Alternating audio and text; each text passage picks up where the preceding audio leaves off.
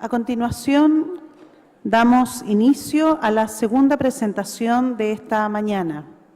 Saludamos cordialmente a la académica de la Universidad Estatal de Oregon, McClelland, y a quien se encargará de comentar dicha presentación, al profesor de la Facultad de Educación de la Universidad Católica y editor de la revista Pensamiento Educativo, señor Cristian Rojas. La profesora McClelland es PhD en Psicología del Desarrollo de la Universidad Loyola de Chicago y profesora asociada de la Universidad Estatal de Oregon, Estados Unidos. Actualmente es directora del Centro de Investigación del Desarrollo de la Salud en Niños en Edad Preescolar y del Centro Halliford para Niños y Familias Sanas. El foco central de su investigación y de sus publicaciones es optimizar el desarrollo infantil, especialmente el desarrollo social y cognitivo en edad preescolar y el éxito escolar.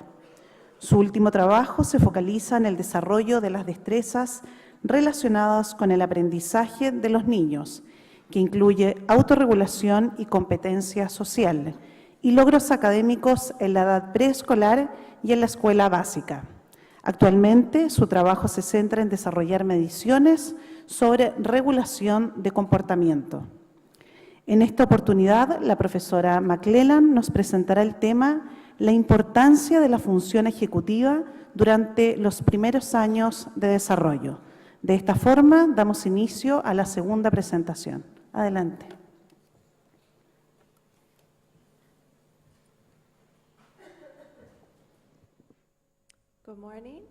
Buenos días, muchas gracias por haberme invitado. Voy a hablar esta mañana no sobre las interacciones profesor-niño, sino lo que ya escucharon de Bridget, lo importante para el desarrollo de los niños. Voy a enfocar mi atención en el aspecto específico de las habilidades de los niños que son muy importantes para ellos, especialmente en el entorno de aprendizaje y que aprendan apropiadamente durante su vida. Vamos a hablar de la importancia de la función ejecutiva y cómo esto se relaciona con la autorregulación. Este es un tema que ha inspirado muchísimo interés en los padres, me incluyo yo también, es tratar de ayudar a los niños a cómo manejar sus conductas de forma apropiada.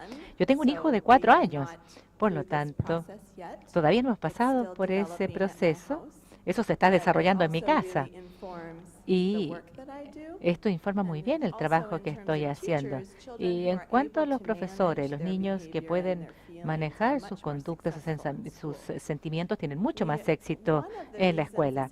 Una de las razones por las cuales esto se ha vuelto tan interesante en Estados Unidos es porque contamos con muchos informes recientes que muestran que los niños que ingresan a la escolaridad formal, que es entre los 4 y 5 años, sin las habilidades que necesitan para tener éxito.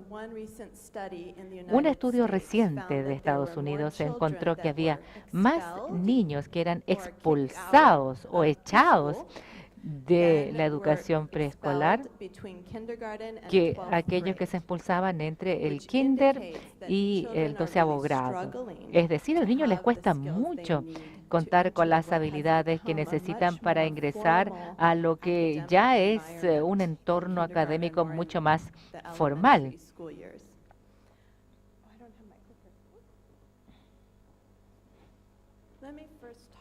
Primero, voy a hablar de cómo nosotros definimos la función ejecutiva.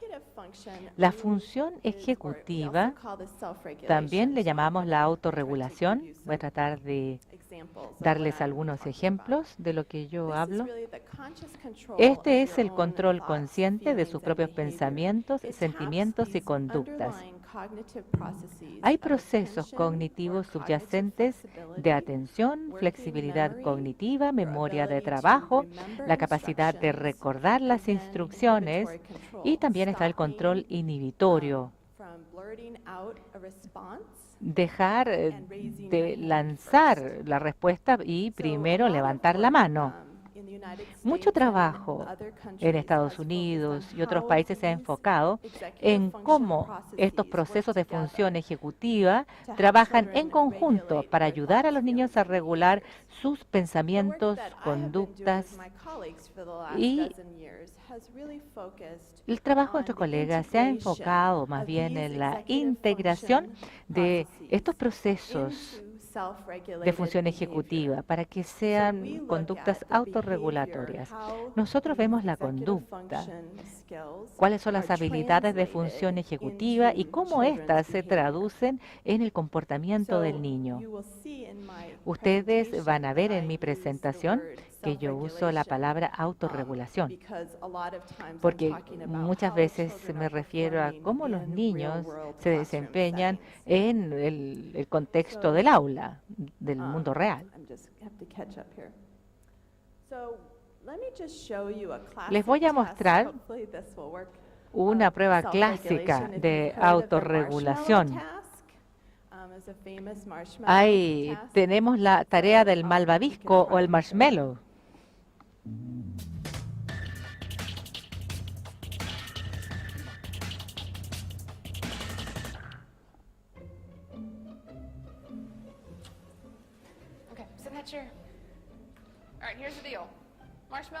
Ahí está, el marshmallow para ti. Si esperas, te doy otro. O te lo comes ahora. Cuando vuelva, te daría otro, tendrías dos.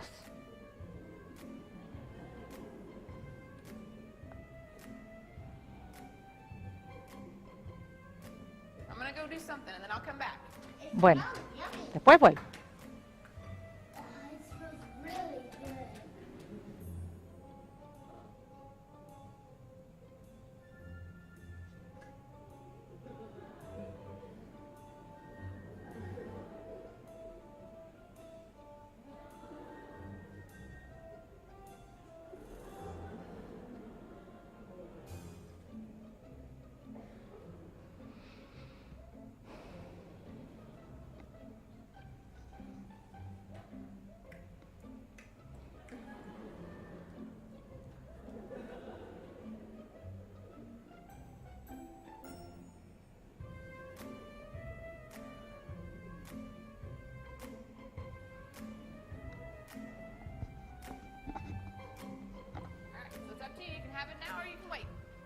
¿Te lo comes ahora o esperas?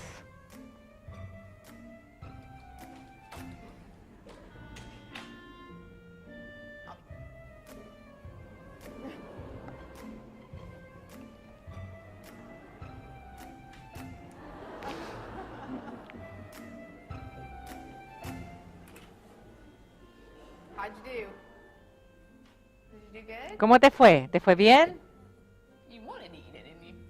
¿No te lo comiste? Te voy a dar otro entonces, ¿ya? Ahí tienes dos.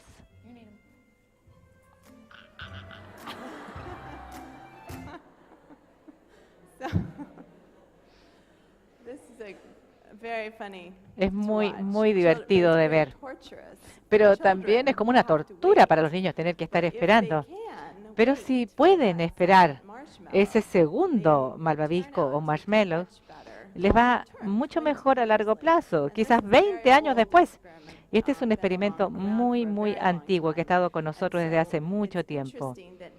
Es interesante volver a ello, porque resulta que sobre la base de mucha investigación que se ha hecho en los últimos 15 años, sabemos que hay tipos de habilidades, de destrezas, demorar la gratificación, recordar las instrucciones, ser capaz de sentarse callado, controlar las conductas. Bueno, todo eso es muy importante para distintos tipos de resultados. La función ejecutiva, la autorregulación en conjunto, ha surgido como un predictor muy importante de cosas como la competencia social, las habilidades sociales, que los niños pueden eficazmente controlar su conducta, tienen más habilidades sociales, porque es más fácil de lidiar con ellos por otros niños, entonces quieren ser sus amigos. La obesidad, los niños que pueden controlar su conducta son adultos que pueden controlar lo que comen y tienen más poder de voluntad. Y El enfoque de nuestra investigación, el mío y de mis colegas, es que tenemos un grupo fantástico de alumnos de posgrado también, es que estamos viendo lo importante que es aprender estas tareas para el corto y largo plazo. Como un ejemplo, hicimos un estudio reciente en que hicimos un seguimiento de unos niños de 4 a 25 años y encontramos que los padres que decían que sus hijos podían prestar atención y persistir con las tareas desde que tenían 4 años, estos niños tenían casi un 50% más de posibilidades de terminar la universidad a la edad de 25 años. Esto es de tomar en cuenta la importancia de las habilidades de lectoescritura y matemáticas a los 7, 16 y 21 años. El predictor más importante de si usted va a terminar la universidad cuando tenga 25 años era la atención y la persistencia a los 4 años y no sus habilidades matemáticas o de lectoescritura. No les preguntamos cuán bien lo hacían en la universidad, sino que preguntamos si había completado, terminado sus estudios universitarios. Este es un ejemplo y después James Hackman y otros vieron los resultados ocupacionales, sueldos, etcétera. También eso tiene un impacto. Hay dos áreas importantes de trabajo en lo que yo me he enfocado con mis colegas y una es cómo medimos de mejor manera estas destrezas en los niños pequeños. En el pasado se usaba la tarea del marshmallow o se usaban experimentos en un contexto de laboratorio. La dificultad es cómo nosotros hacemos que eso se traduzca en la conducta de los niños en el aula. Hemos estado trabajando en la tarea de autorregulación y hay un juego que es Head, Toe, Knees and Shoulders, o le llamamos nosotros por su sigla HTKS. No sé si ustedes hacen acá el monito mayor. Es como el opuesto. Esto capta la habilidad del niño para prestar atención, para cambiar las reglas, flexibilidad cognitiva, recordar las instrucciones a medida que pasan por el juego y inhibir o mostrar un autocontrol. Es muy difícil cuando uno tiene 4 años. Y este desafío se los di a un grupo de alumnos de pregrado en mi clase de desarrollo infantil y no lo pudieron hacer. Lo pueden intentar, por si acaso, pero resulta que el cómo a los niños les va con este tipo de juego en escuela básica o edad preescolar predice el crecimiento que ellos tengan en términos de los logros académicos, lenguaje, vocabulario, matemáticas, durante los años escolares. Esto es incluso antes de que entren a la escolaridad más formal. Vemos que hay resultados similares en los países asiáticos y también en los países europeos. Hay algunos colegas en América del Sur, pero no se ha trabajado mucho al respecto acá. Yo creo que es una oportunidad. Voy a mostrarles rápidamente cómo funciona este juego. Así es que, bueno, hagámoslo. El juego tiene dos partes. Primero copia lo que hago. Rodillas, hombros. Ahora vas a hacer lo opuesto de lo que yo digo. Cuando llego, tócate las rodillas. En lugar de tocar las rodillas, te tocas el hombro. Cuando yo digo que te toques los hombros, te tocas las rodillas. ¿Te parece? Ya. Tú tienes que hacer algo distinto a lo que yo digo. Tócate las rodillas. Bien. Tócate los hombros. Bien. Practiquemos unos cuantos más. Rodillas. Hombros. Rodilla. Hombros. Muy bien.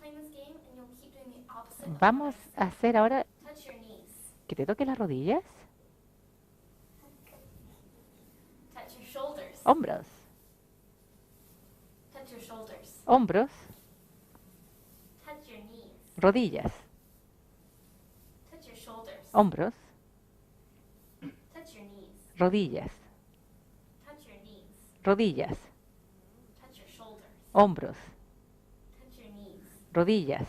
Touch your shoulders. Hombros. Simplemente tenemos distintas partes del juego. Comenzamos de hecho con la cabeza, los pies, y luego dicen toca tu cabeza, quieres que te toque los pies en vez de eso, y luego cuando toques los pies tienes que tocar la cabeza, y luego agregamos rodillas, hombros, y luego hacemos un cambio de las reglas. Es muy complejo. Entonces resulta que si uno puede recordar las instrucciones y prestar atención, cuán bien uno lo hace en este jueguito, realmente eso predice cómo le va muy bien a uno después académicamente. Y hemos encontrado que esto es muy coherente y consistente en otros países también. Hemos encontrado la misma conexión y relación.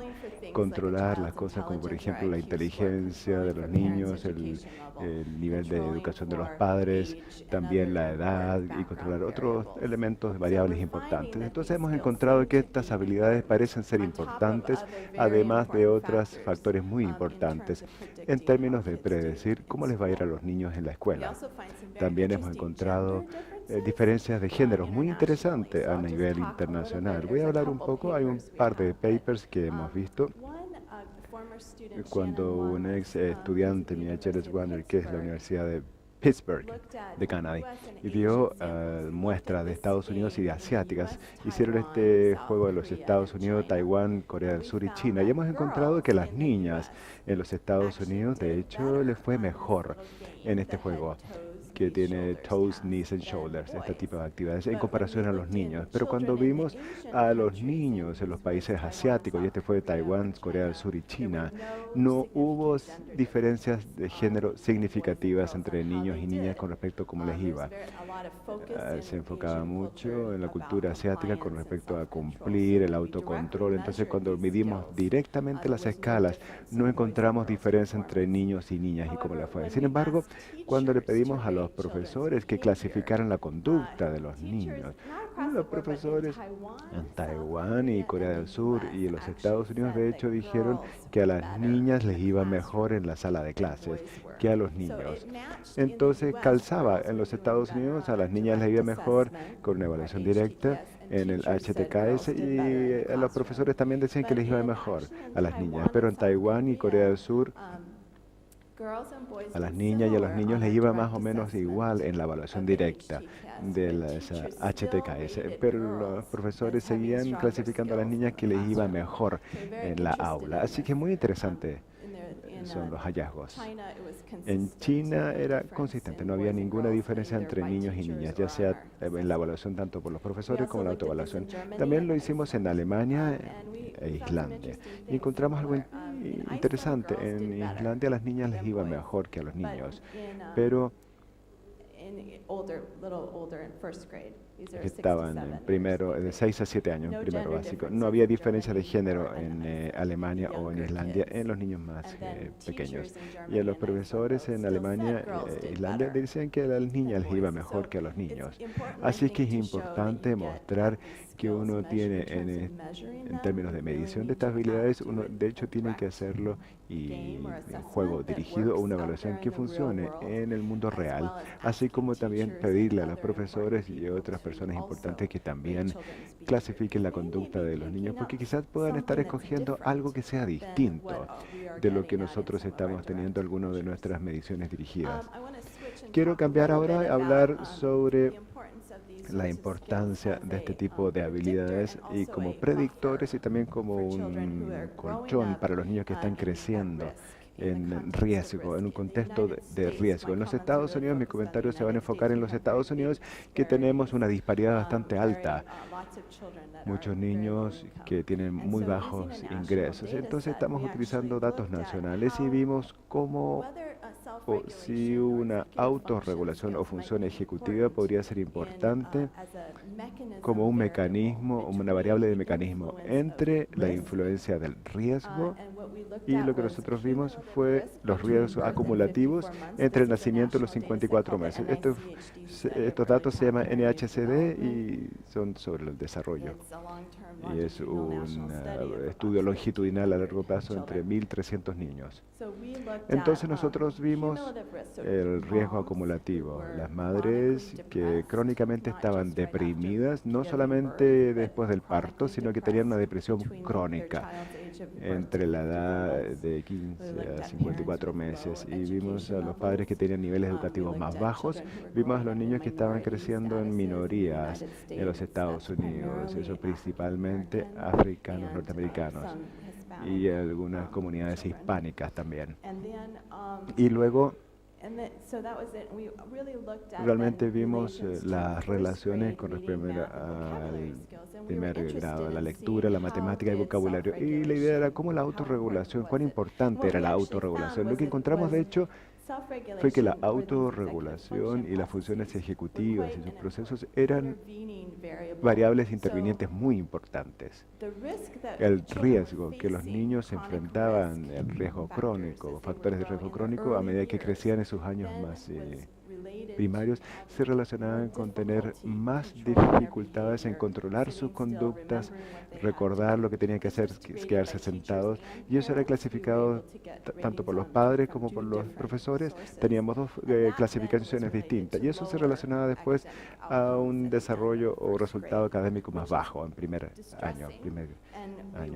Y lo que era una preocupación, un motivo de preocupación. Pero también encontramos que estas habilidades, funciones ejecutivas o de autorregulaciones son un factor compensatorio importante para los niños que están bajo situación de riesgo.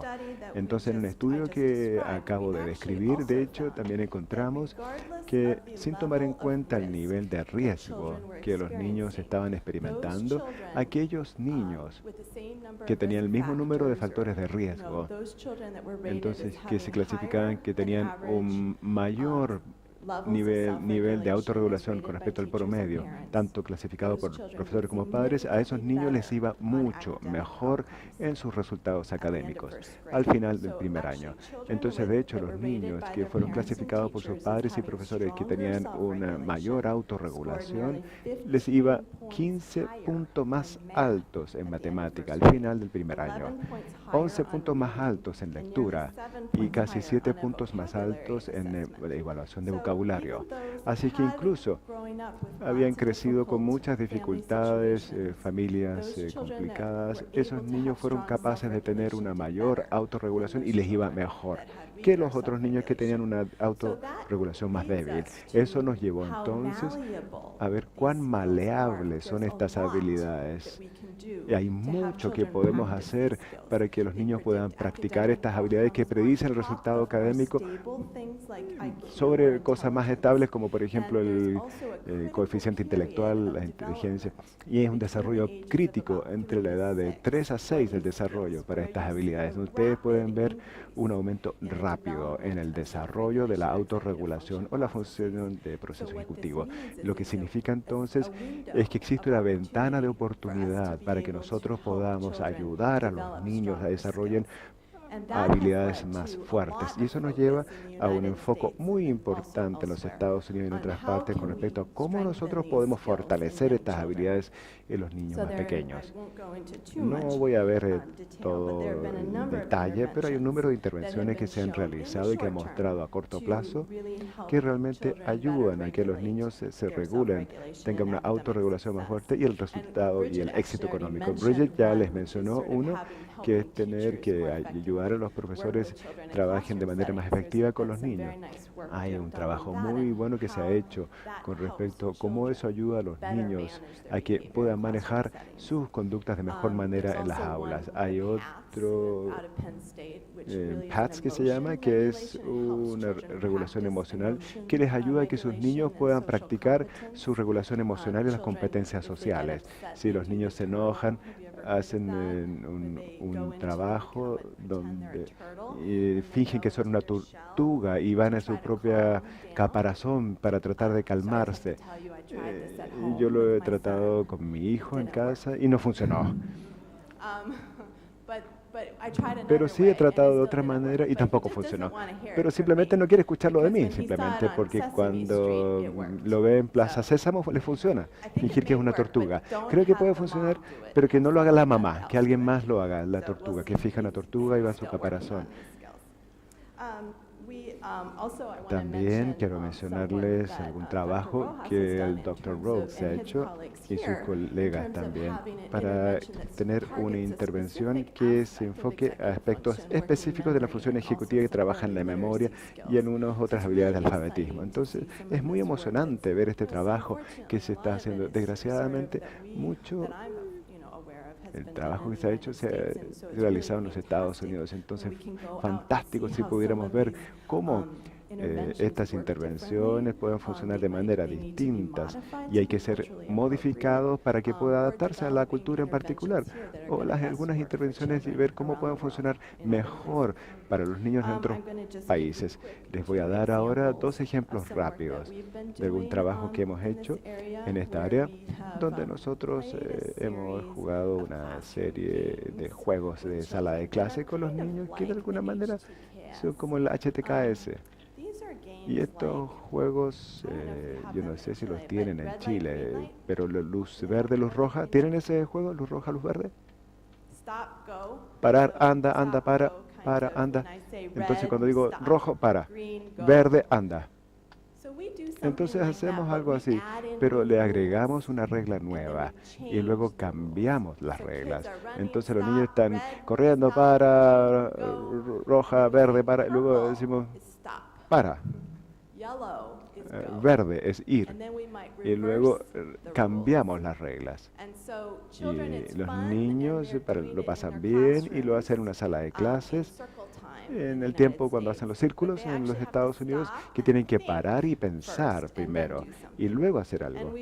Y nosotros de hecho hemos encontrado que en dos ensayos de control randomizados, uno pequeño y otro más grande, que ya lo terminamos, encontramos que estos juegos, de hecho, los niños que estaban en esas intervenciones randomizadas tenían ganancias significativas en su autorregulación como habilidades y fueron evaluados por dos mediciones distintas y también con alguna indicación más bien modesta de efectos en mejoras en resultados académicos. Lo que también encontramos fue que en nuestra muestra nosotros tuvimos niños de ingresos bajos y todos estaban comenzando en los Estados Unidos, que es un programa federal que Bridget mencionó que se llama Head Start. Para cualificar en este programa que se llama Head Start, uno tiene que pertenecer a un estrato económico más bajo y todos los niños que pertenecen ahí y otros niños que estaban aprendiendo el inglés como un idioma, segundo idioma, además de tener el contexto de riesgo de ser de bajo ingreso. Y encontramos que esos niños tenían las mejores ganancias comparado con los niños que hablaban inglés en las intervenciones. De hecho, les iba mal con estas habilidades. Los niños que tenían riesgo tenían muchos problemas, pero había mucha maleabilidad que cuando les dimos a los niños esos juegos de intervención, les dábamos también en español esos juegos en su idioma nativo. Ellos tenían mejoras significativas en su clase de matemática y que era mucho mejor que los niños que hablaban inglés. En general, entonces, lo que encontramos es cómo uno traduce esto al mundo real y en un contexto de sala de clases real. En general, ha habido algún trabajo y que estamos todavía tratando de ver cuál es el mecanismo subyacente real, pero hemos encontrado alguna evidencia que las actividades que ayuden a que los niños hagan tres cosas: parar, pensar y luego actuar. Cómo los niños desarrollan la autorregulación. Es bueno para todas sus vidas, de hecho. Uno tiene que parar, por ejemplo, en vez de empezar a gritar, uno tiene que pensar, ¿no es verdad? Y luego ver cómo uno va a resolver el problema. Eso puede ser un desafío para todos. Así que los juegos como la luz roja, luz púrpura o el juego de congelarse, congelado, bailar cuando comienza la música y luego uno se congela cuando la música para y luego que puedan bailar más rápido y luego bailan más lento con la música más lenta y luego cambiamos las reglas, ¿no es verdad? Que bailen lento cuando hay música rápida y viceversa. Entonces aumentamos la idea de la complejidad cognitiva a medida que uno va pasando para hacerlo más desafiante y difícil para los niños. También hay algunas intervenciones, en general hemos encontrado algunos resultados importantes. Existen algunas partes de intervenciones que nosotros estamos tratando de encontrar con respecto a ver cuáles son los mecanismos que realmente están llevando al cambio en la conducta de los niños. Y existen algunos aspectos de que tengan que esperar cuál es el turno de uno cuando está leyendo y también algunos aspectos de juego que son muy importantes para el periodo del desarrollo de la mente y otros aspectos del desarrollo de los niños. Y luego, como les mencioné, es la técnica de la tortuga. Así que en general, cuando he pensado al respecto, pensé, ¿cómo esto se relaciona a los niños en Chile? Y lo que me di cuenta es que nosotros tenemos que escuchar más con respecto al trabajo que se ha hecho acá. De hecho, necesitamos comprender más de los investigadores y colaborar y trabajo de colaboración. Yo sé que en Harvard y esas personas conocen. Y ese es un paso, pero también la idea es comprender cómo estas habilidades se desarrollan en los niños que tienen distintos contextos y distintas culturas. Eso es muy importante. ¿Qué es universal y qué es cultural para los niños? Es importante para los niños desarrollar la autonomía, la independencia. O es más importante, como dijo Bridget, tener un sentido de comunidad y trabajar con otros. Creo que son preguntas importantes que me gustaría saber más, especialmente en cuanto a los niños en Chile. Estas habilidades son importantes para resultados académicos de los niños, pero yo no sé si se ha hecho mucho trabajo aquí en cuanto a estas habilidades. Me gustaría saberlo para poder entender de mejor manera cómo esto funciona, cómo funcionan este tipo de relaciones en Chile y también con diversos grupos de niños. Estamos encontrados en el contexto de Estados Unidos, donde hay una gran disparidad en los niños. Hay factores de riesgo muy específicos que puede que no sean los mismos en otros lugares y no son los mismos. Yo estuve en Noruega y ellos tienen un contexto cultural muy distinto para los niños. Ellos no tienen las disparidades económicas que nosotros vemos en Estados Unidos. Es un país relativamente pudiente. Sería interesante saber cómo se perciben estas habilidades en esos otros contextos. Muy bien, para resumir, porque se me está acabando el tiempo, yo creo que hay mucha evidencia ahora a través de las distintas culturas, no en todas, pero hay mucha evidencia que apoya la importancia de estas habilidades de función ejecutiva como predictoras del desarrollo saludable, del aprendizaje temprano. Hay un trabajo muy interesante que muestra que este conjunto de habilidades es muy maleable y puede ser un factor compensatorio, como una especie de buffer para niños que experimentan mucha disrupción, mucho caos precozmente en su vida. El fortalecer estas habilidades muy tempranamente es probable que sea una manera eficaz de ayudar a los niños que están creciendo en riesgo y que con ello tengan más éxito. Tenemos alguna evidencia que las intervenciones están mostrando algunos efectos de corto plazo.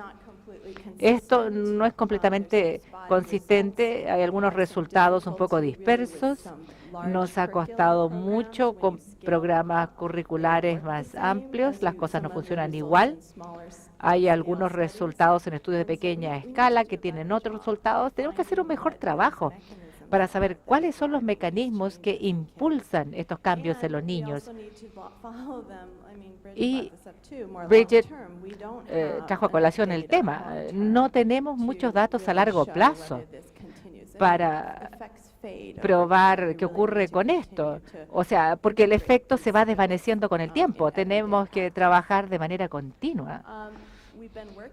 Hemos estado trabajando muchísimo en cómo medir de mejor manera estas habilidades de los niños y cómo esto puede ser más válido ecológicamente, cómo se puede relacionar más con las conductas de los niños en contextos de la vida real. Y estamos siendo un poco mejores para identificar las mediciones. Y en Toolbox hay algunas mediciones que sugieren que estamos haciendo un mejor trabajo para medir de manera confiable y válida estas habilidades. Pero no hay una prueba estandarizada de logro. O sea, tenemos que hacer un mejor trabajo de medir. Necesitamos hacer más trabajo, saber qué trabajos se han hecho en otros contextos culturales, como sería el caso de Chile, y establecer relaciones de colaboración también sería muy útil. Bueno, eso sería todo. Muchas gracias.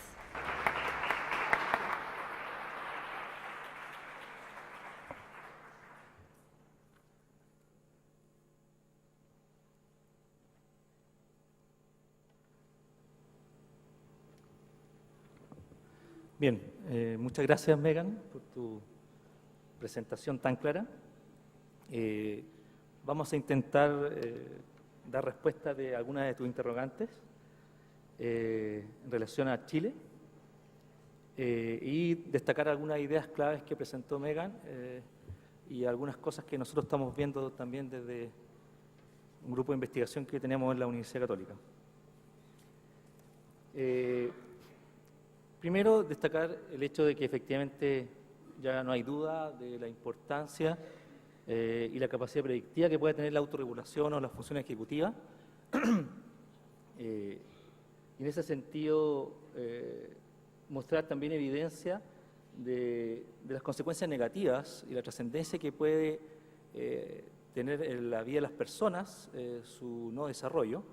Y ahí muestro unos datos de estudio de Moffitt del año 2011 que con un N de más de 1000 sujetos que hicieron un seguimiento desde el nacimiento hasta los 32 años, encontraron evidencia bastante fuerte.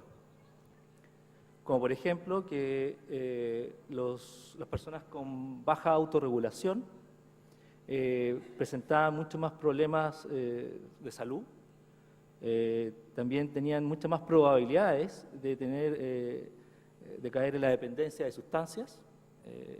Los gráficos son fuertes, pero así son. También antecedentes que nos muestran cómo, por ejemplo, una baja autorregulación predice problemas a nivel financiero, problemas también a nivel de estatus socioeconómico, es decir, una persona con problemas de autorregulación probablemente va a tener problemas económicos y va a tener un bajo estatus sociocultural. También este estudio evidenció cosas como, por ejemplo, la convicción de adultos criminales, con un antecedente fuertísimo, como ustedes pueden ver, entre baja y autorregulación, lo que nos indica claramente que, por un lado, efectivamente hay que preocuparse de promover la autorregulación, es un tema importante de las funciones ejecutivas, en el aula como desafío de nosotros como educadores, como investigadores, pero no solamente con la trascendencia del aula, sino que también con la trascendencia de la calidad de vida que cada uno estamos trabajando con cada uno de ellos en el aula. Por otro lado, también Megan nos indicaba la claridad de que cuando hablamos de autorregulación no solamente estamos hablando de cognición, sino también estamos hablando de emociones, estamos hablando de conductas, y por tanto ahí ella destacaba muy claramente la importancia de la atención, de la memoria operativa, del control inhibitorio. Y bueno, y ahí está una discusión permanente de qué otros elementos también están jugando un rol importante. Y ahí, en ese sentido, yo creo que la evidencia actual está dando bastante claridad que la actualización, que el updating que que está presente en los niños es determinante. De hecho, en la prueba HT que mostraba del rodilla y el hombro, mostraba la importancia de que el niño tiene que actualizar la información. Es decir, cuando me doy cuenta que es un error y tengo que recodificar, y eso tengo que hacerlo muy rápidamente. Y parece que ese es un tema también determinante dentro de lo que es la autorregulación y que hoy en día es lo que se está discutiendo. También la importancia del desarrollo que planteaba Megan es algo que ya está bastante claro que se puede estimular. Después les voy a decir algunas limitaciones que también Megan nos contaba, pero también es bueno tenerlo presente en alteraciones del desarrollo, como puede ser con niños con déficit atencional con hiperactividad, que es un tema que está siempre presente en el aula desde temprana edad, y pocas veces sabemos qué hacer frente a ellos. Hay poca literatura, hay bastante claridad de que sí están presentes, que está aumentando. En Chile estamos hablando de entre un 12 a un 20% por aula, con niños con indicadores con déficit atencional. Por tanto, es un tema que trasciende no solamente un desarrollo normal, sino que también una alteración del desarrollo, y que nos damos cuenta que existe evidencia clara de que la función ejecutiva, que la autorregulación, juega un rol importante en estas alteraciones del desarrollo. En lo que respecta a lo compensatorio que planteaba Megan y también asociado a la estimulación de la memoria operativa, mostrarles un poco lo que estamos haciendo en la Universidad Católica, un grupo el cual lidero, es que estamos trabajando con escuelas vulnerables en Chile. Ya llevamos 3 años trabajando en un estudio y pretendemos seguir todavía haciendo un seguimiento, que es una cosa importante dentro de lo que es efectivamente hasta dónde esto muestra una mejora, pero esto permanece, es la pregunta que existe, ¿verdad? Es decir, claro, a lo mejor dura 2 años, 3 años, pero ¿qué pasa después si no se estimula?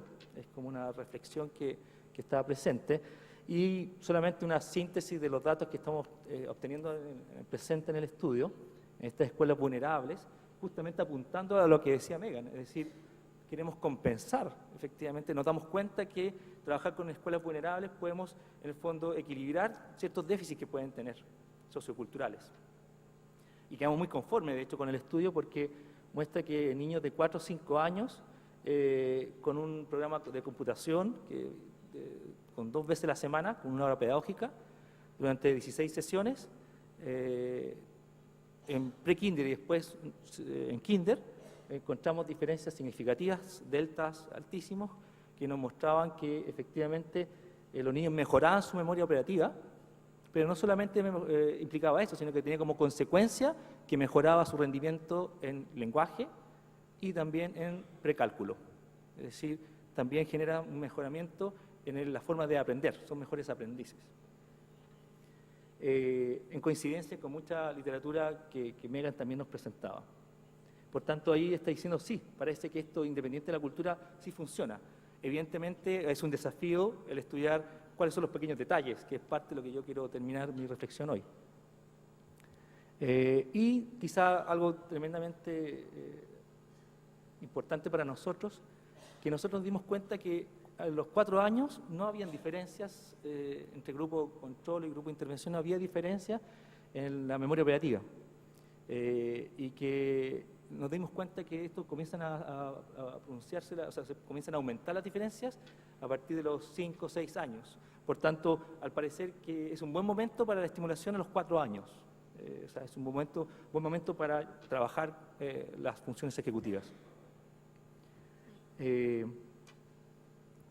También contarles que en Chile está un programa que también mencionó Megan en su presentación, Herramientas para la Mente, de Bodrova, que lo está liderando la Universidad de Chile, en conjunto con la Universidad de Pensilvania y el National Institute of Health de Estados Unidos, que es principalmente un modelo educativo basado en Vygotsky, ¿verdad?, la zona de desarrollo próximo, y ellos intentan estimular las funciones ejecutivas. Y evidentemente incluso acá hay presentes algunos directores de esta escuela, que fue un placer verlo. Bueno, y como todo proceso, hay cosas que están funcionando y otras cosas que se han tenido que ir adaptando de acuerdo a esta realidad. ¿verdad? Por tanto, es otro antecedente que también se está realizando en Chile. Ujú. Y para ir cerrando, bueno, los desafíos que van muy en la lógica que nos planteaba Megan, es que efectivamente, claro, aquí hay que empezar a hacer estudios transculturales, que creo que es el desafío, y por eso también la importancia de tenerla acá y a lo mejor proyectar también desafíos en conjunto, y también estudios longitudinales, en el sentido de que esto pueda también hacer un seguimiento de qué pasó después de 10 años, qué pasó después de 15 años con esta estimulación. También el tema de promover estrategias en el aula es un desafío. Hay muchas herramientas, hay muchas pruebas de laboratorio, otras en computador, pero no tanto en el aula, que es lo que es el desafío, a que las educadoras se empoderen de estas habilidades y puedan desarrollarlas en el aula. Y yo creo que ese es un desafío que tenemos como investigadores, es decir, la transferencia, que es un desafío que como facultad tenemos muy presente como departamento, y por tanto es un elemento que también nos interesa desarrollar. Bueno, y también detectar elementos claves en el éxito de la estimulación, en las distintas experiencias, en distintas investigaciones, y ver, bueno, qué cosas están en común, qué tienen en común todas estas intervenciones, para poder de alguna forma generar una guía más clara de cómo y qué se tiene que estimular. Eso, así que muchas gracias por su atención, y ahora vamos a pasar a algunas preguntas.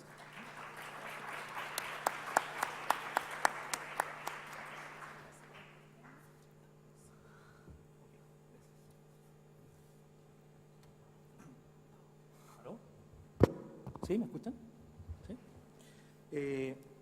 Bueno, la primera pregunta es: ¿cuál es la mejor edad para comenzar a trabajar las funciones ejecutivas?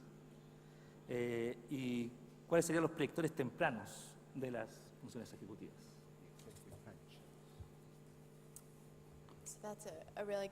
Es una muy buena pregunta con respecto a qué debiéramos enfocarnos. Creo que las edades de 4 a 5 parecen ser particularmente importantes. Y nosotros no podemos esperar que los niños muy pequeñitos tengan una muy buena maestría de estas habilidades. Yo no creo que eso sea apropiado en términos de desarrollo, y tampoco cognitivamente es posible cuando estamos hablando de un niño de 3 años, que realmente esperemos que tengan niveles muy fuertes de estas habilidades. Yo creo que es una ventana que se da entre la edad de 4 a 5 o entre 5 y medio, donde existe una oportunidad para que los niños realmente practiquen estas habilidades de manera que los ayuden a hacer una transición en un ambiente de sala de clase más estructurado, así es como lo mencionamos por lo general en los Estados Unidos. Thank you. Preguntan también si existen sistemas de Are there evaluación del any- desempeño infantil en las funciones ejecutivas.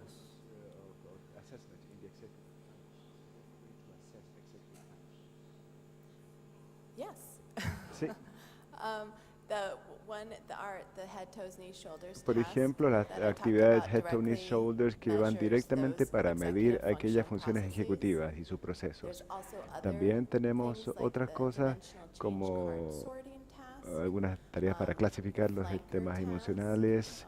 Hay otras some of those are actividades que computerized, algunas están some of them computarizadas are not. también, We otras use, quizás the no. auditory working memory Utilizamos task las from tareas de memoria Muñoz auditiva Johnson, con to Muñoz get y at. So you're Johnson. trying to Entonces la idea es tratar find measures de that encontrar tap into medidas que de alguna manera some of these puedan ver different alguna de estas executive function distintos processes. procesos de There's función a lot of ejecutivas. debate Existe in mucho the debate en la literature actualidad en la about literatura how con separable respecto a those cuán skills are separables from puedan ser esas habilidades desde el inicio. Y algunas personas dicen que unidimensional. son unidimensionales, You would want to try to pero uno measure quiere the tratar skills nuevamente both ver with estas a couple habilidades con un different par de measures. distintas mediciones. We thought that Nosotros the head, toes, pensamos knees, and que shoulders esa habilidad, esa mostly actividad Head, Toe, Knees, inhibitory Shoulder control eran measures, mediciones but actually inhibitorias. Pero de hecho hemos tenido alguna evidence evidencia que de quite hecho strongly muy correlacionada con la memoria de trabajo. as Christian was como Cristian lo estaba mencionando recién, a medida que uno percibe a través de las actividades. Y de hecho se vuelve más una actividad de memoria de trabajo y está estrechamente relacionada con la flexibilidad cognitiva. Entonces, fue una sorpresa, de hecho, y es ver todos los aspectos de la función ejecutiva. Y yo no creo que eso sea totalmente inusual, sino que hay otras tareas que son similares para ese tema. Thank you. Dos preguntas Two que questions. van al mismo tema. ¿El apego temprano es un factor vinculado al desarrollo de la autorregulación?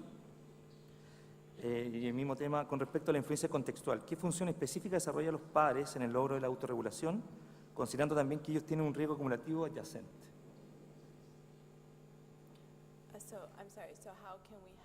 ¿Cómo podemos ayudar a los padres? Repita su pregunta, por favor. Con respecto al contexto, ¿qué función específica desarrollan los padres en el logro de la autorregulación? Y lo otro iba relacionado con el apego temprano, si es un factor vinculado al desarrollo de la autorregulación. Sí, ambos. Yo creo que frecuentemente los padres que están experimentando muchos riesgos, ellos mismos frecuentemente tienen problemas con estas habilidades, ellos mismos, ¿no? Y luego modelan eso a sus hijos. Entonces ellos le están pasando mal controlando su conducta y luego a los niños les va mal controlando sus propias conductas. Así que ha habido algún estudio muy bien hecho sobre cómo ayudamos a los padres para que puedan tener más herramientas, para que ellos mismos puedan tener acceso en su propia educación maternal. Entonces la idea es entender qué es normal en términos del desarrollo de un niño, qué es una respuesta normal de un niño de 4 años, de 2 años. No podemos esperar que un niño de 2 años tenga estas habilidades. Y de manera anecdótica les puedo decir que cada vez que hablo, sigo pensando bien. Uno no puede esperar que un niño de 4 años, de 4 años y medio tenga estas habilidades, porque mi hijo tiene 4 años y medio y tampoco tiene esas habilidades, así que sigo presionándolo, pero bueno, pienso que podemos hacer muchas cosas para ayudar a los padres, para que entiendan más cuál es el desarrollo típico para su hijo, a qué edad tiene que hacer qué cosa. Y el apego, cuando se me pregunta frecuentemente los practicantes o los profesores, los padres, ¿cómo pueden desarrollar eso? ¿Qué pueden hacer al respecto? Lo primero que les digo es, antes de la edad de 2 a 3 años, uno realmente quiere desarrollar un apego muy fuerte, una relación de apego que forme la base para que un niño pueda sentirse seguro y protegido y que luego puedan practicar algunas de estas habilidades de autorregulación. Si uno no tiene esa base sólida, de inicio es muy difícil que los niños puedan tener un ambiente seguro. Van a probar los límites y ocurre mucho, ¿no? Y que una práctica para los padres para que ellos puedan ayudar a sus hijos a desarrollar estas habilidades. Por honor al tiempo, vamos a que una pregunta más. Tenemos muchas más. Un tema que despertó mucho interés y que bueno. Y la última, en relación si tienes experiencia con respecto a cómo trabajar con niños con necesidades educativas especiales. Cuando comencé por primera vez viendo esta área de investigación, mucho de lo que yo encontré, de hecho, eran una de las únicas investigaciones que se habían dado en las salas de clases en términos del aprendizaje de los niños para ver cómo lidiar con la población que tiene necesidades educacionales específicas. Y se refieren a ellos como habilidades de trabajo o cómo podemos tener niños con necesidades especiales que desarrollen mejores habilidades para su vida. Y son similares. Algunas de las habilidades que hemos mencionado acá son fundacionales de cómo uno aprende una habilidad. Yo creo que nosotros no tenemos muy buena información todavía. Por ejemplo, cómo estas habilidades se desarrollan en los niños que tienen autismo. Hay alguna investigación que se está haciendo en la actualidad con algunos colegas que no son propios, pero sí hay algunos colegas que están haciendo un trabajo muy interesante en esta área. Y también para ver cómo podemos esperar algunos resultados distintos o cómo se pueden desarrollar de manera distinta con algunas necesidades de desarrollo distintas. Entonces, no tengo un ejemplo muy bueno para darte, pero sí que sabemos menos al respecto y creo que con el déficit atencional existen muchas cosas que podemos ayudar a que los niños, incluso que tengan este déficit, para que puedan tener mejores habilidades conductuales para ver cómo poder manejar sus emociones y sus conductas de manera más efectiva. Muchas gracias. Gracias.